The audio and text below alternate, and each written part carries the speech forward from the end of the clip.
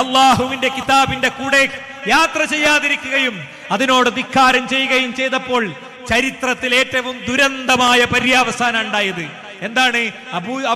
അബൂജഹലിനെ പറ്റിയത്. അബൂജഹല് ബദറിൽ അയാൾ കൊല ചെയ്യപ്പെട്ടു.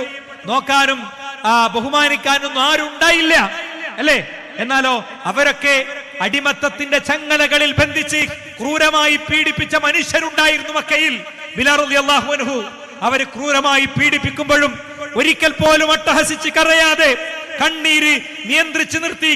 തന്റെ കരച്ചിലും കണ്ണീരും തന്റെ ചുറ്റും വിശ്വാസത്തിന് കൊതിക്കുന്നവർക്ക് തടസ്സമാകരുന്ന ബോധ്യത്തോടെ നിന്ന ആ ബിലാൽ റളിയല്ലാഹു അൻഹു ചരിത്രത്തിൽ ഒരു ദിവസം എത്ര തവണ സ്മരിക്കപ്പെടുന്നു പ്രിയപ്പെട്ടവരെ, അദ്ദേഹം എത്ര തവണ ഓർക്കപ്പെടുന്നു പ്രിയപ്പെട്ടവരെ.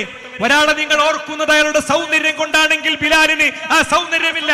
ഒരാളെ നിങ്ങൾ ഓർക്കുന്നത് അയാളുടെ സംസാരത്തിന്റെ കപ്പാസിറ്റി കൊണ്ടാണെങ്കിൽ അതും ബിലാലിനില്ല. ഒരാളെ നിങ്ങൾ ഓർക്കുന്നത് കുടുംബ പരമ്പര കൊണ്ടാണെങ്കിൽ അതുമില്ല. ഒരാളെ നിങ്ങൾ ഓർക്കുന്നത് ധീരവീര പോരാട്ടങ്ങൾക്ക് നേതൃത്വം കൊടുത്തൊരു യുദ്ധ രംഗത്തൊരു വ്യക്തിയായതുകൊണ്ടാണെങ്കിൽ അതുമില്ല അദ്ദേഹത്തിന്. മറിച്ച് ഖുർആനിന്റെ കൂടെയുള്ള യാത്രയായിരുന്നു കാരണം.